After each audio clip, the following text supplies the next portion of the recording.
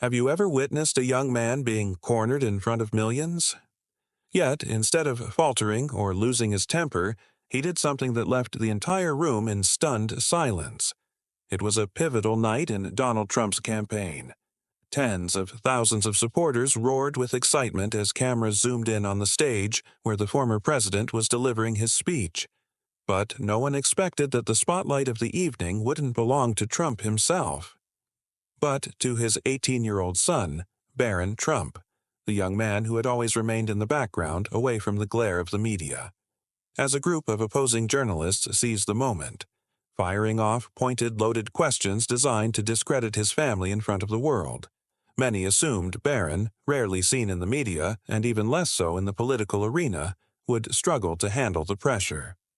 But they were wrong. Barron Trump shocked everyone with his unshakable composure and razor-sharp intellect. He did not just deflect their attacks. He turned the entire situation around in a way no one could have anticipated. So, how did he do it? And what did he say that made the entire room erupt into applause? Let's dive into this extraordinary and inspiring story. The sky had just begun to darken. As the stage lights blazed across Central Square in Florida, a charged atmosphere swept through the crowd. Tens of thousands of supporters waved flags and cheered, their energy electric. "Make America Great Again!" Banners rippled in the wind, reflecting the flashing lights from the hundreds of cameras eager to capture every moment. Trump's campaign rally had reached a crucial point. The speeches from key figures had concluded, and the audience was eagerly anticipating the former president's headline address. But in just a few moments, the entire focus of the event would shift, completely unexpectedly. Standing quietly in the family section was Barron Trump, tall, poised, and composed. He surveyed the crowd with an observant gaze. He was not one for public appearances, nor was he accustomed to speaking in front of large audiences. Yet tonight, something in his eyes had changed. Not fear, not hesitation, but a deep, unshakable awareness. A storm was coming, and Barron Trump could feel it.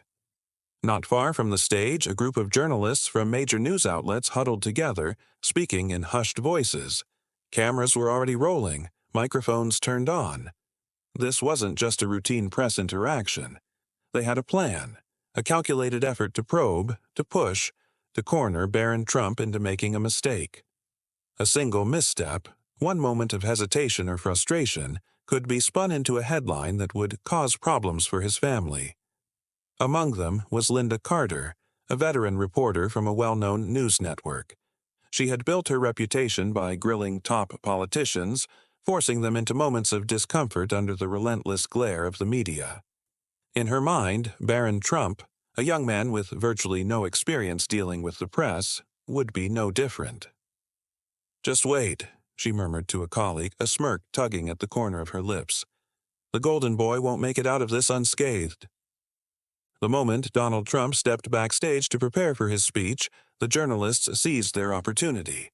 Barron, who had remained mostly unnoticed until now, suddenly became their primary target. One reporter pushed forward, microphone raised, voice ringing out in the open air with deliberate authority.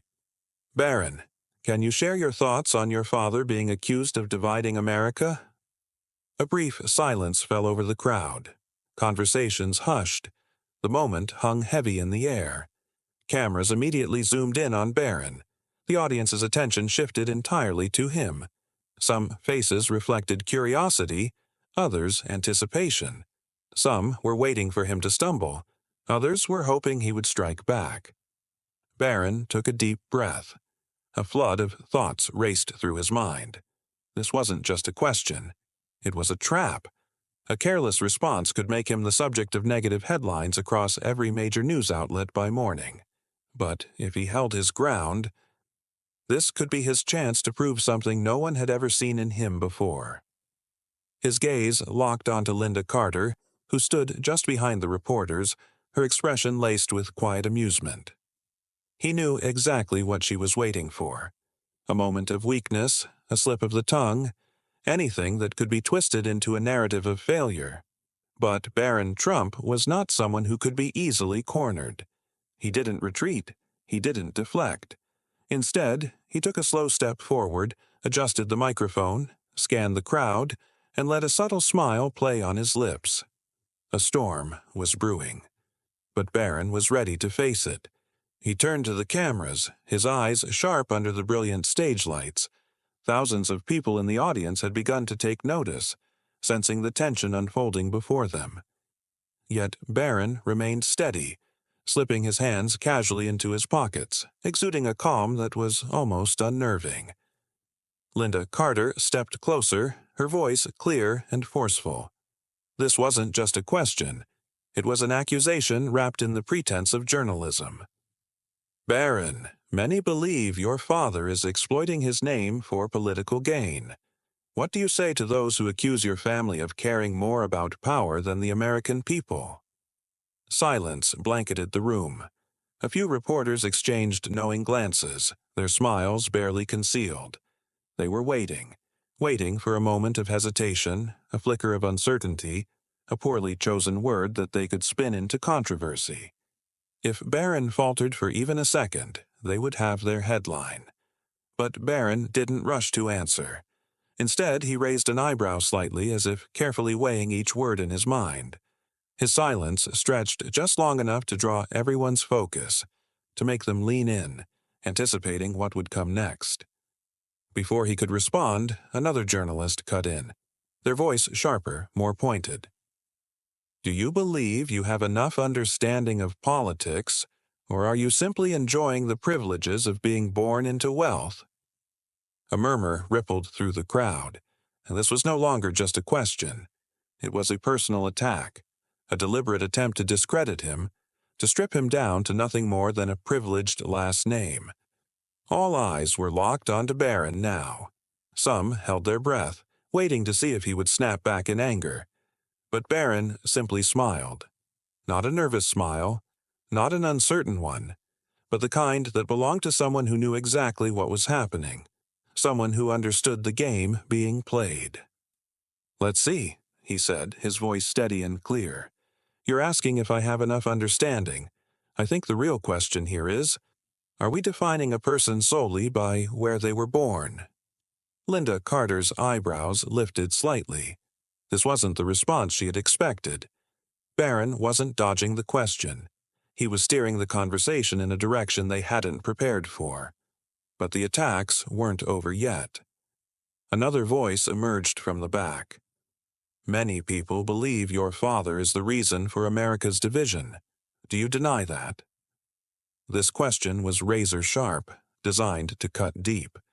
Barron knew this wasn't something he could answer with a simple yes or no. If he said no, he would be accused of ignoring reality. If he said yes, he would be playing right into their hands, validating the very narrative they were pushing. Once again, Barron didn't rush. He scanned the crowd, then responded in a calm but weighty voice. This is a great nation, he said. But the saddest thing is that we've allowed political differences to define our relationships with one another. The room fell into absolute silence. Barron continued, this time speaking not just to the journalists but to everyone present. If we truly want to heal, we have to stop turning every conversation into a battle. We have to stop pretending that there's only one way to love America. These weren't defensive words. They were a statement so direct, so undeniable that even those who had no fondness for his family were forced to reflect. The journalists hesitated for the first time. They had come prepared to challenge, to push, to watch him falter. They hadn't expected a poised, confident 18-year-old to take control of the narrative. But Linda Carter wasn't done yet. She threw out one final question, sharper than any before. Can you prove that your family truly cares about America?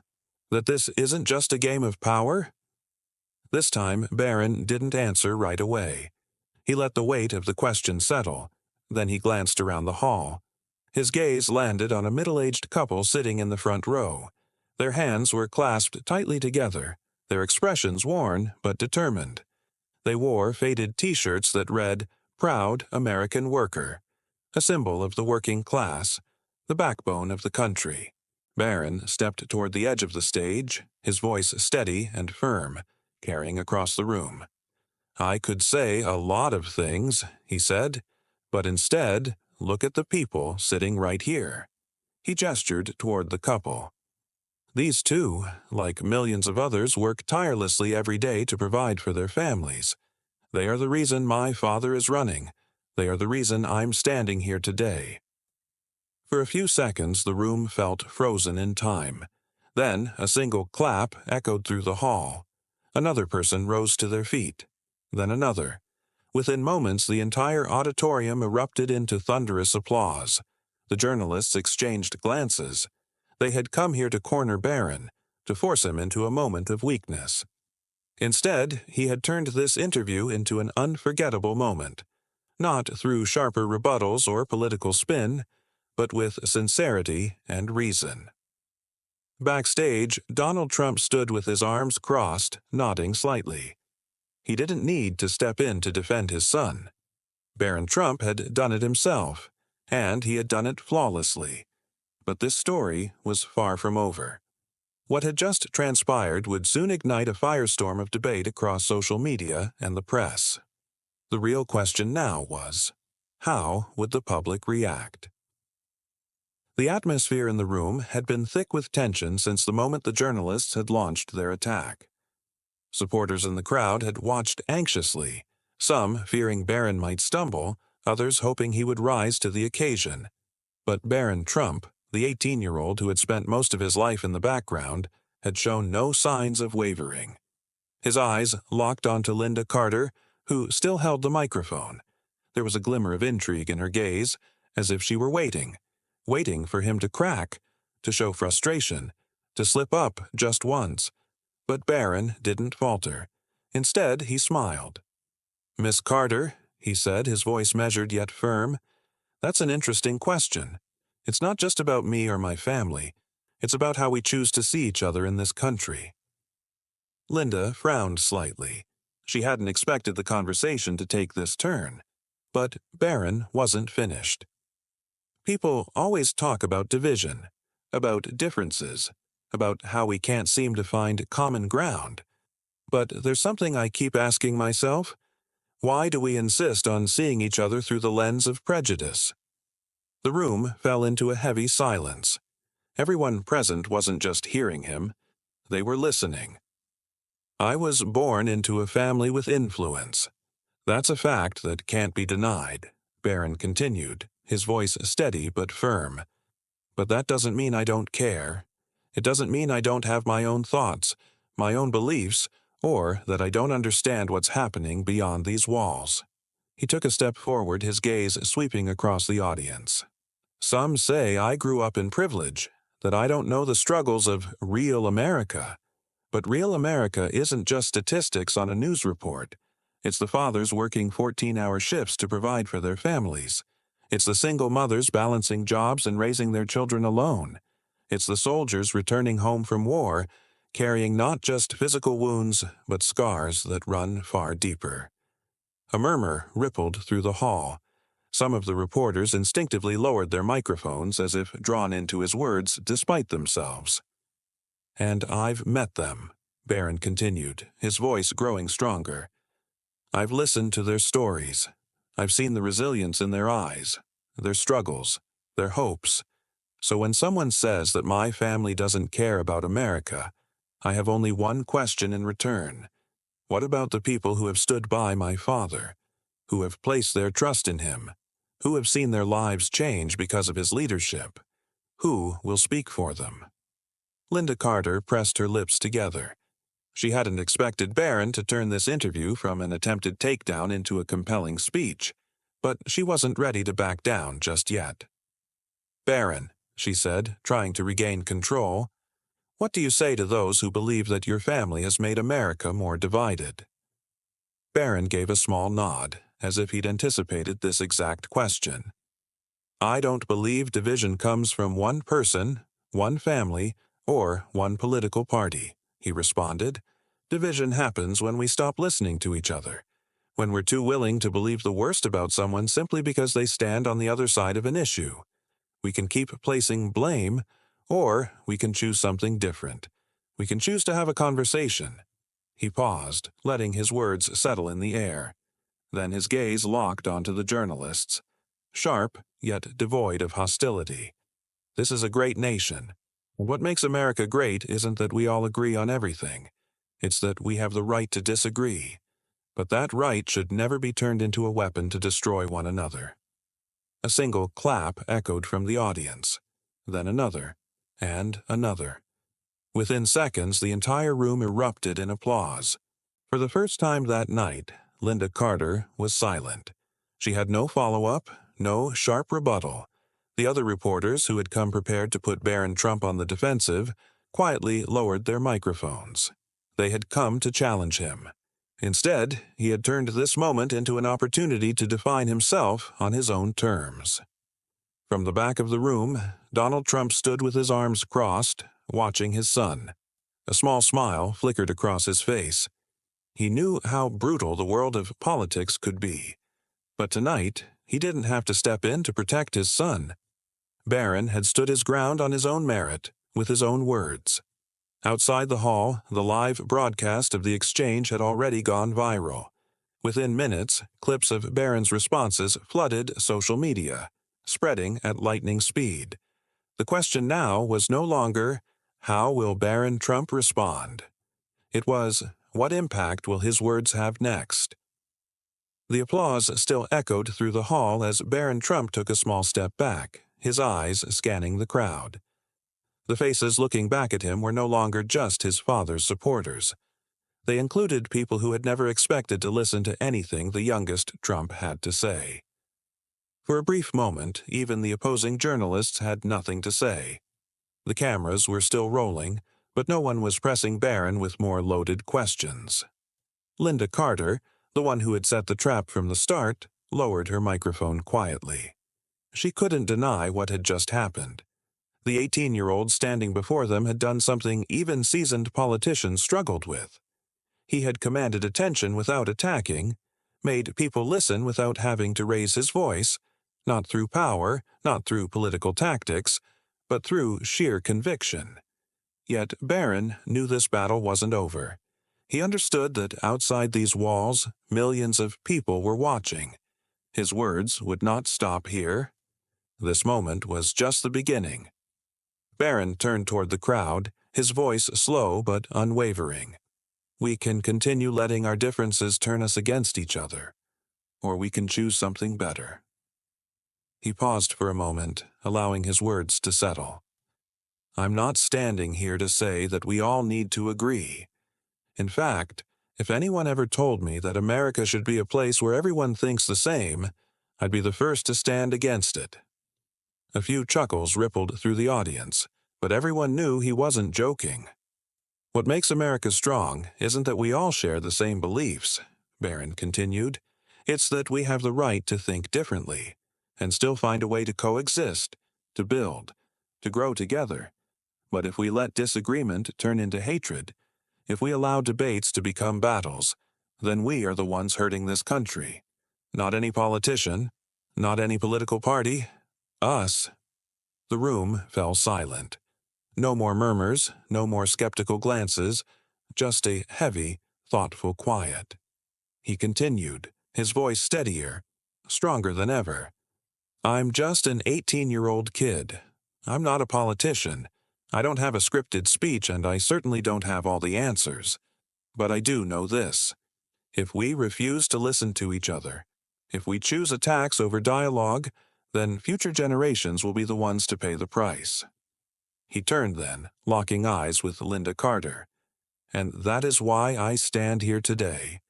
Not to argue, not to prove that I'm right and you're wrong, but to remind everyone that some conversations matter more than who wins or loses. A wave of applause erupted, this time louder, stronger. But Barron didn't smile in victory.